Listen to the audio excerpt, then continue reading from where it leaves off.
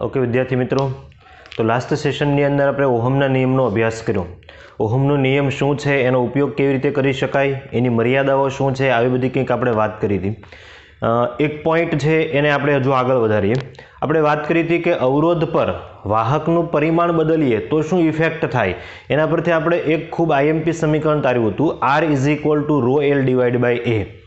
હવે એ થિયરીની અંદર જો તમે બરાબર ધ્યાન આપ્યું હોય તો મેં એવી વાત કરી હતી કે લંબાઈ અને આડછેદ આ બેમાં આપણે ચેન્જ કર્યો હતો, બરાબર।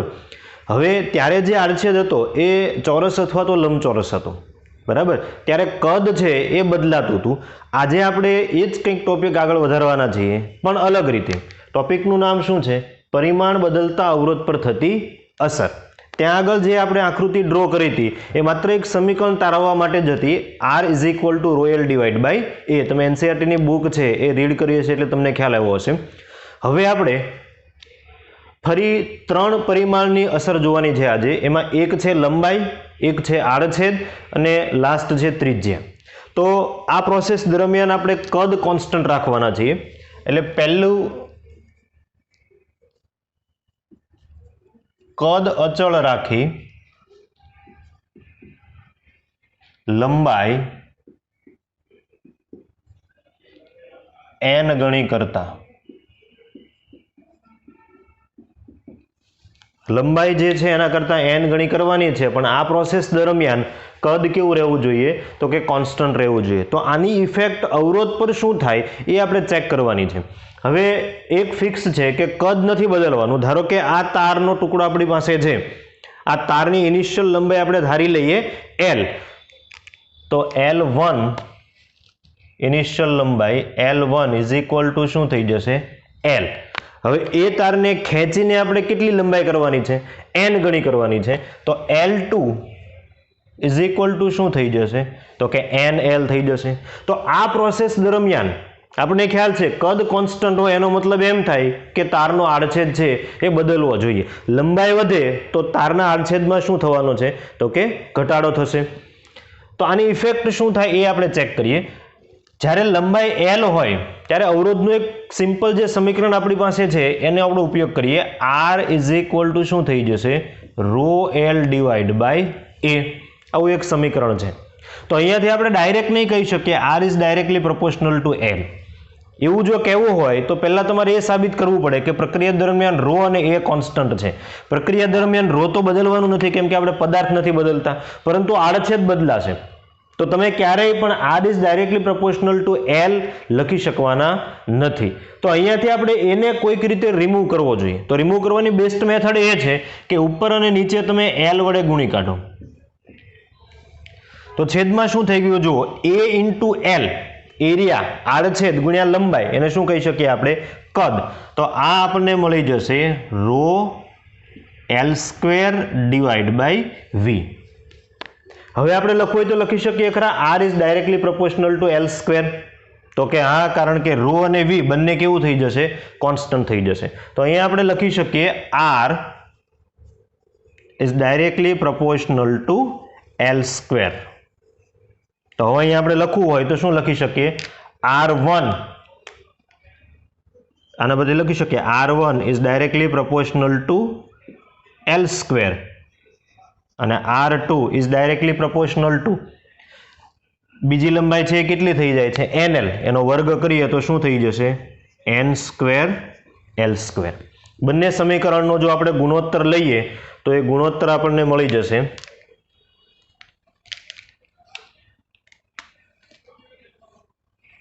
R1 / R2 = L² / N² × L²। તો R2 ને આપણે કરતા બનાવીએ તો R2 = શું થઈ જશે? N² × R1।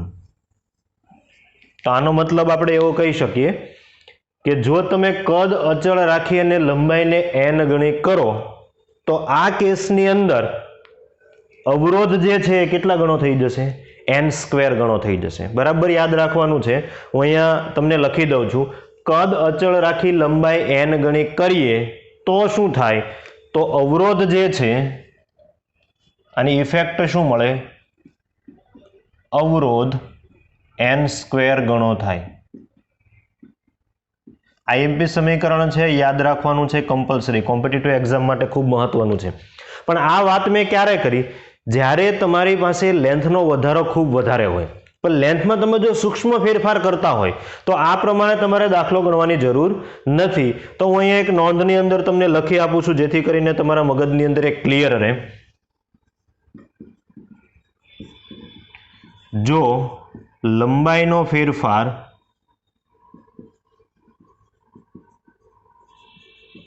સૂક્ષ્મ હોય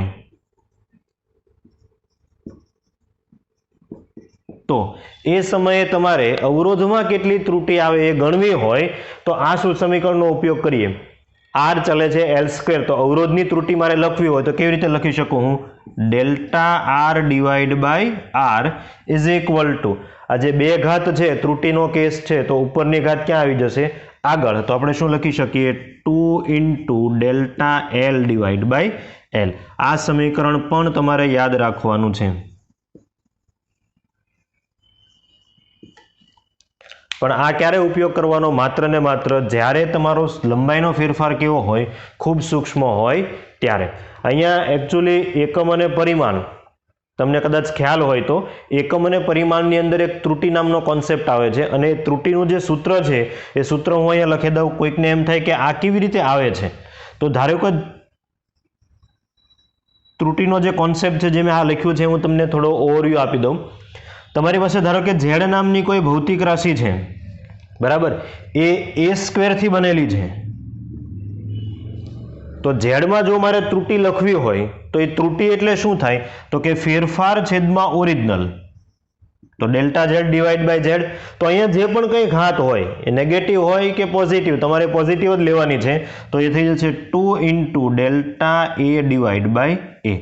આ સૂત્ર છે જેના પરથી મેં લખ્યું છે delta R divide by R is equal to 2 છે એને આગળ લઈ લીધા delta L divide by L. પણ ઉપયોગ કરવાની એક ખાસ શરત એ છે કે ફેરફાર કેવો હોવો જોઈએ?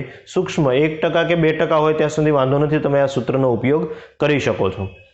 હવે સેકન્ડ આપણે ચેન્જ કરીએ. અત્યારે આપણે લંબાઈનો ફેરફાર કર્યો, હવે આપણે આડછેદ ચેન્જ કરીએ. તો કદ હજુ આપણે કોન્સ્ટન્ટ જ રાખવાના છીએ. કદ અચળ રાખી આડછેદ n ગણો કરતા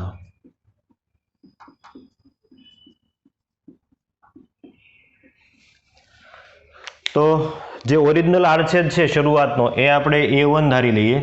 તો a1 is equal two a અને a2 અંતિમ ઇઝ ઇક્વલ ટુ શું લખી શકીએ? na. હવે સમીકરણ જે આપણી પાસે હતું એ જ યુઝ કરીએ અવરોધનું. અવરોધ આર ઇઝ ઇક્વલ ટુ શું થઈ જશે?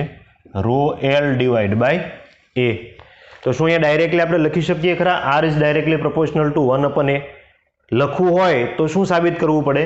રો અને એલ બંને કોન્સ્ટન્ટ છે. હવે તમે આડછેદ ચેન્જ કરો, કદ તો બદલવાનું નથી, તો લંબાઈને બદલવું જ પડશે.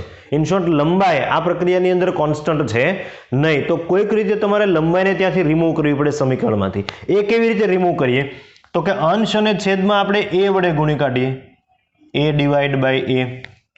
તો અંશમાં શું થઈ ગયું જુઓ, એલ ઇન્ટુ એ, તો અહીંયા આગળ એ જ હતું, એ ઇન્ટુ એલ, આડછેદ ઇન્ટુ લેન્થ, એટલે એને આપણે કદ કહી શકીએ. તો ફાઇનલ સમીકરણ મને આવું મળી જશે, રો વી ડિવાઈડ બાય શું થઈ જશે? એ સ્ક્વેર. હવે રો અને વી કેવા છે? કોન્સ્ટન્ટ. પદાર્થ બદલ્યો નથી, કદ અચળ રાખ્યું છે. તો ડાયરેક્ટ આપણે શું લખી શકીએ? R is directly proportional to 1 divide by A square. તો R1 મારે લખવો હોય તો R1 ઇઝ ઇક્વલ ટુ, અથવા તો R1 is directly proportional to 1 divide by A1 square, અને R2 is directly proportional to 1 divide by A2 square. R1 divide by R2 નો ગુણોત્તર આપણે લઈએ તો R1 ડિવાઈડ બાય R2. સમીકરણ છે એમાંથી છેદનો છેદ ક્યાં આવતો રહે છે? અંશમાં. તો A2 square divide by A1 square. તો R1 divide by R2 is equal to A2 square. a2 એટલે n a એનો વર્ગ કરીએ તો n square a square divide by a1 square એટલે શું થઈ જશે a સ્ક્વેર અને a સ્ક્વેર કેન્સલ તો r2 ઇઝ ઇક્વલ ટુ શું થઈ જશે r1 divide by n square. Second એક આઈએમપી સમીકરણ તમને મળ્યું છે જે ડાયરેક્ટ એમસીક્યુમાં તમારો ઉપયોગ કરવાનું છે, રિઝલ્ટ યાદ રાખવાનું છે. જો બંને પ્રોસેસની અંદર હું તમને ફરી સમજાવી દઉં છું. પહેલાં તમારે કદ કોન્સ્ટન્ટ રાખી અને લંબાઈને n ગણી કરવાની છે, એટલે લંબાઈને વધારવાની થાય. લંબાઈ જેટલી વધારશો તો તમને અવરોધ છે એ કેટલા ગણો મળશે તો કે n સ્ક્વેર ગણો. લંબાઈ બમણી વધારશો તો અવરોધ 4 ગણો વધશે. લંબાઈ 3 ગણી વધારશો તો અવરોધ 9 ગણો વધશે. પણ શરત ભૂલવાની નથી, કદ કેવું રાખવાનું છે કોન્સ્ટન્ટ. હવે સેમ પ્રોસેસ કદ કોન્સ્ટન્ટ રાખી અને આડછેદ કેટલા ગણો કરવાનો છે n ગણો, એટલે આડછેદ વધારવાનો છે. તો આડછેદ વધારવાથી અવરોધમાં શું ફેરફાર થાય છે તો અવરોધ n સ્ક્વેરમાં ભાગનો થાય. ભૂલ નહીં કરતા, અવરોધ કેટલામાં ભાગનો થાય n સ્ક્વેરમાં ભાગનો થાય. તમે જો આડછેદને બમણો વધારો તો અવરોધ છે ચોથા ભાગનો થઈ જશે. આડછેદ 3 ગણો વધારો તો અવરોધ છે 9માં ભાગનો થઈ જશે. બરાબર. બંને બોર્ડને સરખી રીતે લખી લો. પછી ત્રિજ્યામાં ફેરફાર કરવાથી અવરોધ પર શું અસર થાય એની આપણે વાત કરીએ.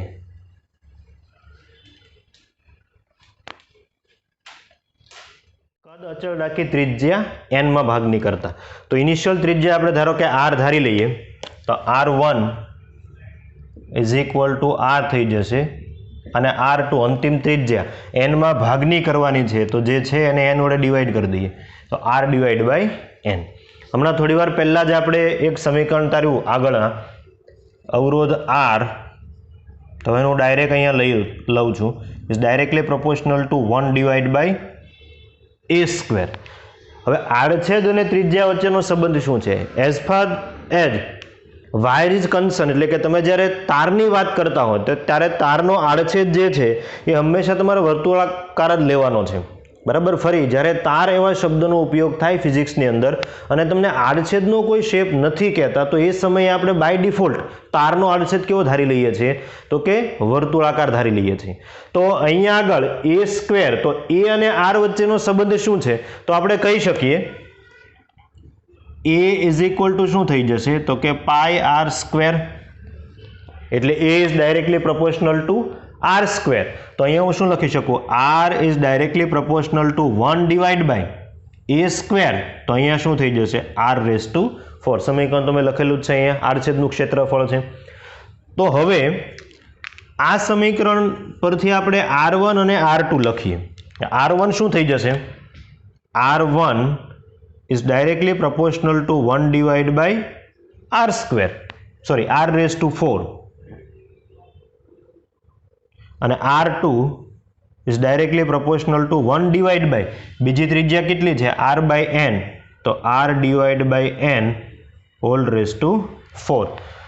તો ઇન શોર્ટ આપણે લખી શકીએ ઇઝ ડાયરેક્ટલી પ્રોપોર્શનલ ટુ, છેદનો છેદ ક્યાં જતો રહે છે અંશમાં, તો n raise to 4 divide by r raise to 4.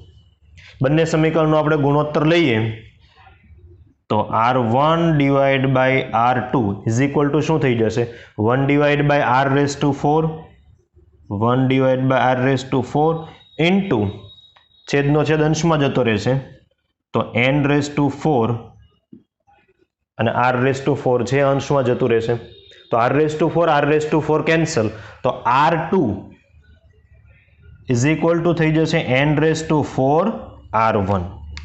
તો આ સમીકરણ આગળના બે સમીકરણ જેવું જ છે.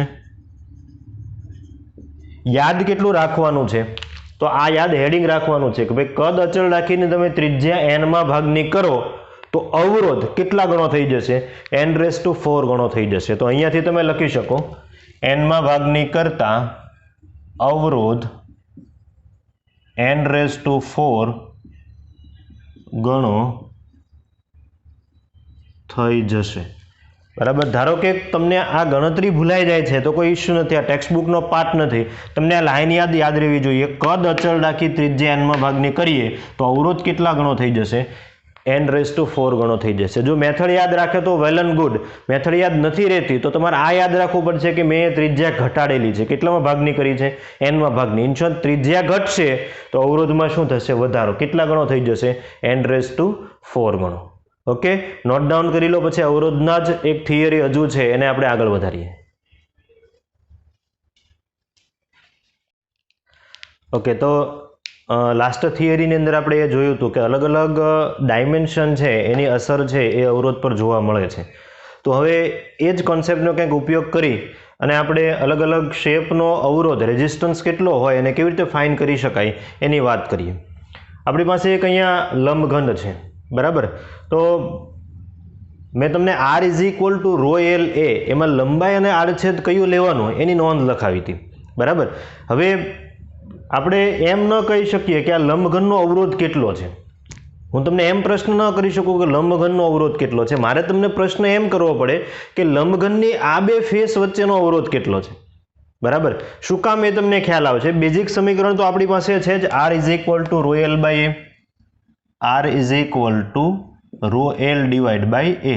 આ તો અવરોધનું સમીકરણ છે જ. આમાં મેં તમને વાત એવી કરી હતી કે લંબાઈ છે એ પ્રવાહને સમાંતર અને આડછેદ છે એ પ્રવાહને લંબ. એટલે કે જે બે ફેસ તમને આપેલી હોય તમારે એવું સમજવું પડે કે એ ફેસને અકોર્ડિંગ પ્રવાહ પસાર થતો હશે અને એને લંબ તમારે આડછેદ કન્સિડર કરવાનું છે. હું તમને અલગ અલગ 3 કોમ્બિનેશન માટે અવરોધ લખીને આપું. ધારો કે પહેલા અવરોધની આપણે વાત કરીએ R. કઈ કઈ બે ફેસ, તો અહીંયા એ ફેસના નામ લખું છું 1, 2, 3 અને 4. એટલે આ ફેસ થઈ ગઈ.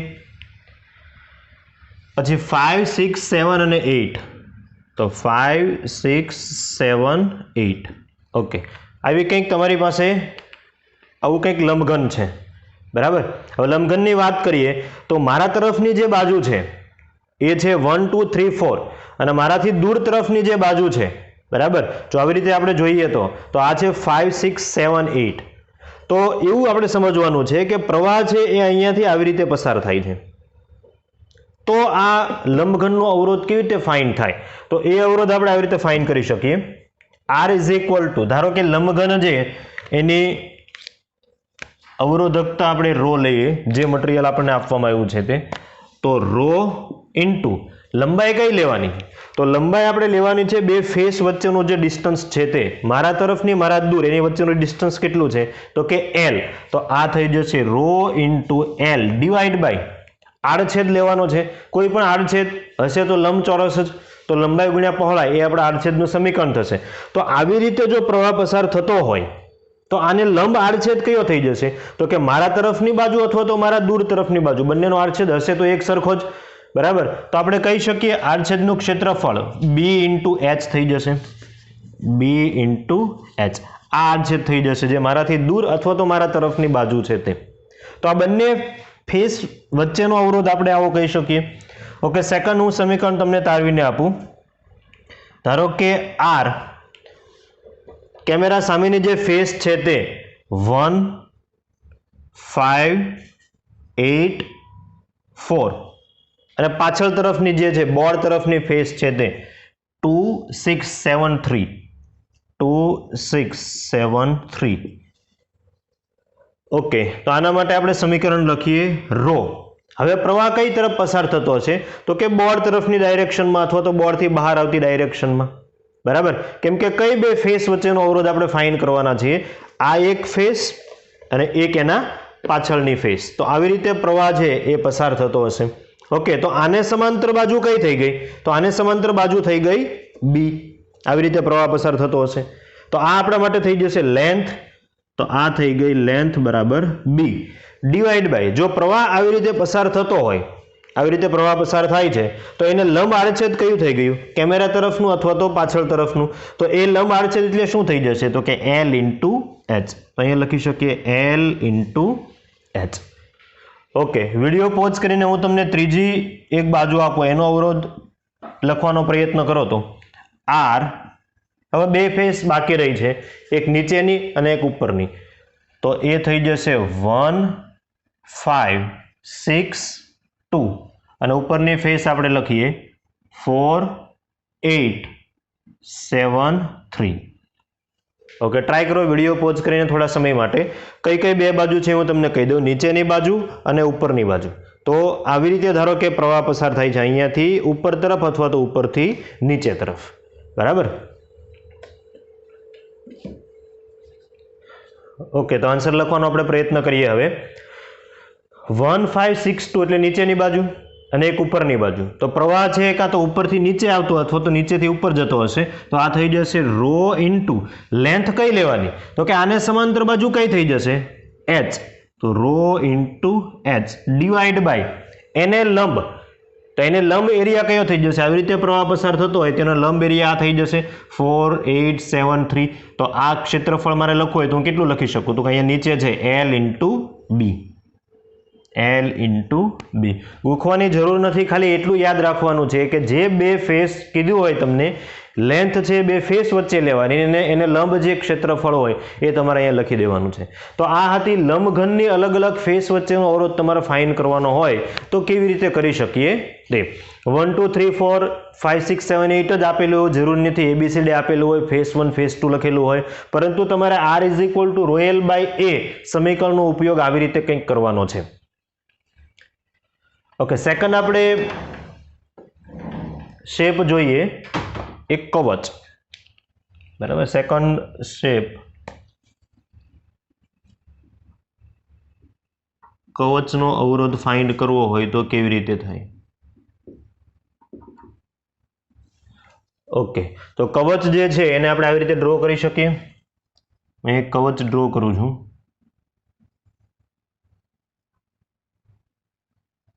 તેની અંદરની ત્રિજ્યા સ્મોલ એ અને બહારની ત્રિજ્યા સ્મોલ બી છે.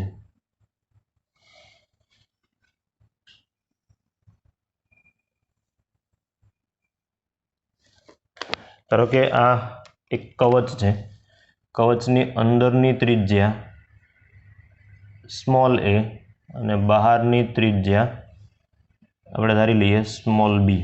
આ એક પ્રકારની કવચ છે. કવચ એટલે તમને ખ્યાલ છે, તમે ઇલેક્ટ્રોસ્ટેટિકની અંદર ભણી ગયા છો, અંદરનો ભાગ ખાલી હશે અને વચ્ચે મટીરિયલ છે એ ફીડ કરેલું હશે. તો હવે કવચનો અવરોધ ફાઇન્ડ કરવાનું હોય તો આપણે કેવી રીતે ફાઇન્ડ કરી શકીએ. તો અહીંયા આપણે પહેલાં એ વિચારી લેવું જોઈએ કે આમાંથી પ્રવાહને હું કઈ ડાયરેક્શનમાંથી પસાર કરું. આપણે એવું ધારીએ થોડો સમય માટે કે અંદરથી બહાર અથવા તો બહારથી અંદર તરફ પ્રવાહ છે એનું વહન થાય છે, જેથી કરીને આપણે એનો લંબ આડછેદનો વિચાર કરી શકીએ. બરાબર, તો હવે અહીંયા આપણે જોઈએ ને તો ક્ષેત્રફળ સતત વધતું જશે, એક સરખું ક્ષેત્રફળ છે નહીં કે એક સરખી લંબાઈ પણ નથી. તો આ સમયે આપણે શું કરવું, કોઈ લંબાઈ બરાબર બી માઇનસ એ ડાયરેક્ટ લઈ લેવાનું નથી. તો એ સમયે આપણે એક નાની સ્ટ્રીપ ધારવી પડે અને પછી એ નાની સ્ટ્રીપનો અવરોધ શોધી અને પછી એનું સંકલન કરવું જોઈએ. ધારો કે આ એક નાની સ્ટ્રીપ છે, બરાબર, એક નાનું ક્ષેત્રફળ.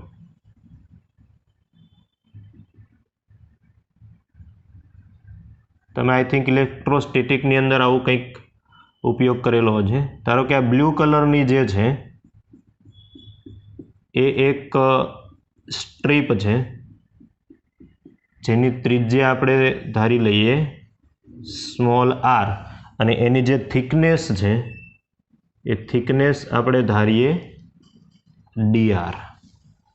તો આર અંતરે એક ડીઆર થિકનેસ ધરાવતી આપણે એક સ્ટ્રીપ વિચારીએ. તો હવે આ જે બ્લુ કલરની મેં સ્ટ્રીપ વિચારી છે એનો અવરોધ મારે લખવો હોય તો હું કેટલો લખી શકું, તો એનો અવરોધ આપણે ડીઆર લખીએ. અહીંયા હું લખી દઉં નાની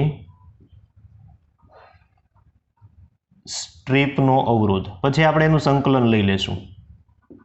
તો ડીઆર ઇઝ ઇક્વલ ટુ, સમીકરણ તો આ જ ઉપયોગ કરવાનો છે, row L divide by A.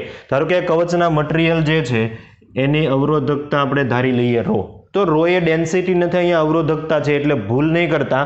In future ઘણા બાળકો છે એ રો તરીકે જે તે પદાર્થની ડેન્સિટી લઈ લે છે, કેમ કે અત્યાર સુધી આપણે રો તરીકે ડેન્સિટી લેવાની ટેવ હતી. તો અહીંયા યાદ રાખવાનું છે રો એ અવરોધકતા છે, તો રો ઇન્ટુ એલ તરીકે આપણે શું લઈશું, તો પ્રવાહ જે છે એને લંબ લેન્થ લેવાની છે. પ્રવાહ ધારો કે અંદરથી બહાર તરફ જતું હોય તો એને લેન્થ કેટલી થઈ જશે, તો કે સ્ટ્રીપની જે પહોળાઈ હોય તે સ્ટ્રીપની પહોળાઈ કેટલી છે, ડીઆર જેટલી. તો મારા માટે લેન્થ તરીકે શું આવી જશે, ડીઆર. છેદમાં ક્ષેત્રફળ, તો સ્ટ્રીપનું ક્ષેત્રફળ કેટલું આપણે ધારી શકીએ, તો એક પ્રકારનું ગોળા જેવું જ છે 4πr². હવે આવી ઘણી બધી સ્ટ્રીપનો અવરોધ છે એનો આપણે સંકલન લેવું પડે. તો પહેલી સ્ટ્રીપ આપણે ક્યાં વિચારતા હોઈએ, તો કે અહીંયા આગળ અંદરની બાજુ પર, અને છેલ્લી સ્ટ્રીપ ક્યાં વિચારતા હોઈએ, તો કે બી અંતરે. તો આ બંને વચ્ચે જેટલી પણ આવી બ્લુ કલરની સ્ટ્રીપ હશે એ બધી સ્ટ્રીપના અવરોધનો શું કરવો પડે આપણે સરવાળો. સ્ટ્રીપ ખૂબ નાની છે તો આપણે સરવાળાની જગ્યાએ શું કરીશું તો કે સંકલન. સંકલનની શરૂઆત ક્યાંથી કરવાની છે તો કે એ અંતરેથી કરવાની છે અને એન્ડ ક્યાં કરવાનું છે તો કે બી અંતરે. તો હું અહીંયા લખી દઉં તેથી કવચનો કુલ અવરોધ કેટલો થઈ જશે તો કે સંકલન dr ઇઝ ઇક્વલ ટુ જે કોન્સ્ટન્ટ છે એને આપણે બહાર કાઢી લઈએ તો રો અને 4 પાઈ આ કોન્સ્ટન્ટ છે અને સંકલનને આપણે બહાર કાઢીએ તો રો અપન 4 પાઈ સંકલન dr divide by r square. તો આ સંકલન છે એ ક્યાંથી ક્યાં સુધી કરવાનું છે તો કે શરૂઆત કરવાની છે એ અંતરે, અંદરનો ભાગ તો ખાલી છે તો એ થી શરૂઆત કરવાની છે અને પૂર્ણ ક્યાં કરવાનું છે બી પર. તો એ ટુ બી આપણું સંકલન થઈ જશે. તો આવી બધી જ સ્ટ્રીપના અવરોધનો સરવાળો કરીએ તો ધારો કે કુલ અવરોધ આપણને કેપિટલ આર મળે છે તો આ થઈ જશે capital R is equal to rho divide by 4 pi 1 upon R સ્ક્વેરનું સંકલન કયા નિયમનો ઉપયોગ કરશો તો સંકલન x raise to n dx. તો આનો ઉપયોગ કેવી રીતે કરી શકીએ એક ઘાત વધે વધેલી ઘાત નીચે આવે બરાબર. સંકલનનો નિયમ મેં તમને લખીને આપ્યો છે. તો અહીંયા આગળ આપણે કંઈક એવું કરીએ આને અંશમાં લઈ જઈએ તો આ શું થઈ જશે આર રેસ ટુ -2 એને એક ઘાત વધારીએ આર રેસ ટુ -2 ને એક ઘાત વધારીએ તો એ થઈ જશે આર રેસ ટુ -1. આનું હું સંકલન કરું છું R raise to -1 divide by A વધેલી ઘાત ક્યાં આવી જશે નીચે. સંકલન કરવાનું છે એ થી બી. ન સમજ પડે તો આ આર સ્ક્વેરને અંશમાં લઈ જાઓ સંકલન આર રેસ ટુ -2 dr. હવે આમાં એક ઘાત વધારીએ તો R raise to -2 + 1 divide by -2 + 1. તો R raise to -1 divide by -1. તો આ સમીકરણ આપણે મળી જશે રો ડિવાઈડ બાય 4 પાઈ આ થઈ જશે -1 અપન આર. પહેલા આરની જગ્યાએ બી મૂકીએ તો -1 divide by B minus minus થઈ જશે +1 ડિવાઈડ બાય એ. તો આર કવચનો અવરોધ આપણને મળી જશે is equal to rho upon 4 pi divide by 1 upon A -1 upon B. સમીકરણને યાદ રાખી લો તો વેલ એન્ડ ગુડ. ખાસ કરીને નીટવાળા મેથ્સવાળા માટે કોઈ અઘરું નથી. જો તમે યાદ રાખી લો તો વેલ એન્ડ ગુડ. પણ સમીકરણ આઈએમપી છે ઘણીવાર સમીકરણ બેઠું જ ઓપ્શનની અંદર આવી જાય છે. કવચનો અવરોધ નીચેનામાંથી કયો છે બરાબર. તો રો અપન 4 પાઈ રો એટલે કવચની ઘનતા નથી અવરોધકતા છે.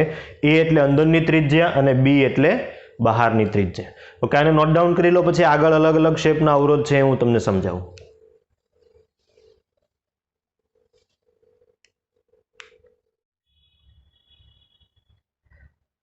ઓકે તો આગળના શેપ જોઈએ નક્કર નળાકાર.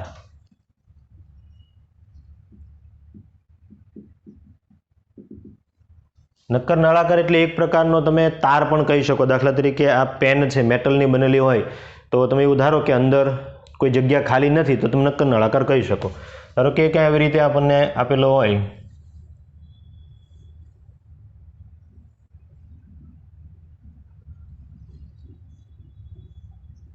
ધારો કે આવો કોઈ નક્કર નળાકાર છે જેની લેન્થ છે એલ. આપણે એલ લંબાઈ ધારીએ અને ત્રિજ્યા જે છે એ ત્રિજ્યા આપણે ધારી લઈએ સ્મોલ આર. આ અક્ષ થઈ જશે નળાકારની. આનો અવરોધ આપણે ફાઇન કરવો હોય તો ખૂબ સિમ્પલ રીતે ફાઇન કરી શકીએ. આર ઇઝ ઇક્વલ ટુ શું થઈ જશે R is equal to rho જે તે પદાર્થ હોય એની અવરોધકતા રો ઇન્ટુ ધારો કે પ્રવાહ છે આ ડાયરેક્શનમાં પસાર થાય છે. પ્રવાહની દિશા મેં તમને અહીં આપી છે આઈ. તો પ્રવાહને સમાંતર લંબાઈ કઈ થઈ જશે તો કે એલ. તો રો એલ ડિવાઈડ બાય એને લંબ આડછેદ. તો નળાકાર છે એનું આડછેદ કેવું હોય તો કે વર્તુળાકાર. તો એ શું લખી શકીએ અહીંયા આડછેદ તરીકે પાઈ આર સ્ક્વેર. તો આ નળાકારના અવરોધનું સમીકરણ થઈ ગયું. ધારો કે પોલો નળાકાર આપેલો હોય તો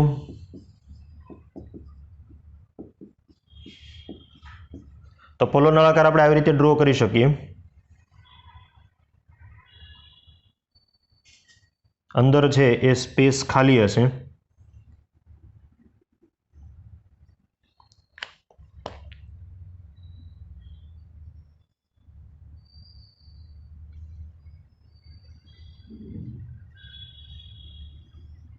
ધારો કે આ પોલો નળાકાર છે, નળાકારની લેન્થ સેમ આપણે રાખીએ, એલ લંબાઈનો નળાકાર વિચારીએ. હવે અહીંયા આગળ બે ત્રિજ્યા તમને મળવાની છે. અંદરની ત્રિજ્યા છે એને આપણે એ કહીએ. ધારો કે આ અક્ષ નળાકારની અંદરની ત્રિજ્યા ધારો કે એ અને બહારની ત્રિજ્યા ધારો કે બી છે, અને આ ડાયરેક્શનમાં કરંટ છે એ ફ્લો થઈ રહ્યો છે. તો હવે મટીરિયલ ક્યાં આગળ છે? અંદર તો ખાલી છે, મટીરિયલ ખાલી આ પેરીફરી પર જ હશે. તો મારે અવરોધનું સમીકરણ લખવું હોય તો અવરોધ R is equal to density, sorry અવરોધકતા તો રોજ, તો રો ઇન્ટુ લંબાઈ, પ્રવાહ જે દિશામાં જાય એને સમાંતર લંબાઈ વિચારવાની છે. તો રો એલ ડિવાઈડ બાય એને આડછેદ જે લંબ હોય તે. હવે અહીંયા આડછેદ કેટલું થવાનું છે? તો કે આડછેદ માત્ર એટલામાં જ આવવાનું છે, અંદરનો ભાગ તો ખાલી હશે પેરીફરીમાં. તો એનો માત્ર આપણે લખી શકીએ પાઈ, મોટી ત્રિજ્યા બી, તો બી સ્ક્વેર માઇનસ એ સ્ક્વેર. તો આ થઈ ગયું પોલો નળાકાર હોય તો એના માટે અવરોધનું સમીકરણ શું થાય તે. એવી રીતે ધારો કે તમને કોન આપેલો હોય તો કોન માટે પણ આપણે લખી શકીએ છીએ. ધારો કે કોન તમને આવી રીતે આપેલો છે,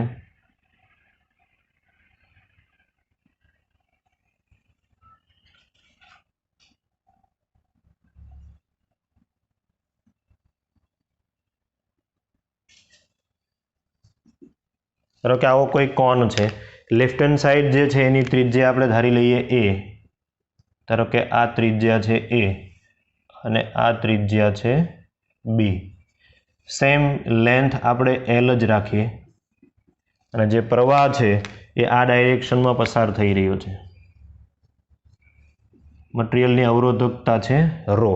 તો આના માટે જો આપણે લખવું હોય તો કેવી રીતે લખી શકીએ? નક્કર નળાકાર જેવું જ છે, બરાબર. આ ત્રિજ્યા છે એને બે ભાગ કરી નાખીએ આપણે, બંને બાજુને અલગ અલગ છે એટલે. તો આર ઇઝ ઇક્વલ ટુ શું થઈ જશે? રો અવરોધકતા, પ્રવાહની સમાંતર જે લંબાઈ હોય તે, ડિવાઈડ બાય, તો આનો આડછેદ આપણે કેટલો લઈ શકીએ? પાઈ એ બી. જો તમે એ અને બી ને એક સરખા કરી દો, બરાબર, બંને ત્રિજ્યા, બંને છેડાની ત્રિજ્યા એક સરખી હોય તો એ શું બની જશે? નક્કર નળાકાર. તો જો સમીકરણ પાઈ આર સ્ક્વેર થઈ ગયું. A is equal to B is equal to R, તો અહીંયા A is equal to B is equal to R મૂકો એટલે તમને નક્કર નળાકાર મળી જાય. તો આવી રીતે અલગ અલગ શેપ છે એના અવરોધના સમીકરણ છે એ લખી શકાય. જેટલા મેં લખેલા છે અહીંયા આગળ એ કોમન છે, જે અવારનવાર એક્ઝામની અંદર આવતા હોય છે તે છે. સમીકરણ યાદ રાખી લો તો સારું કહી શકાય, અને ન યાદ રાખો તો બનાવી કેવી રીતે શકાય ને એને બરાબર તમારે સમજવાનું છે. R is equal to rho L divide by A. L છે એ પ્રવાહને સમાંતર અને એ છે એ પ્રવાહને લંબ.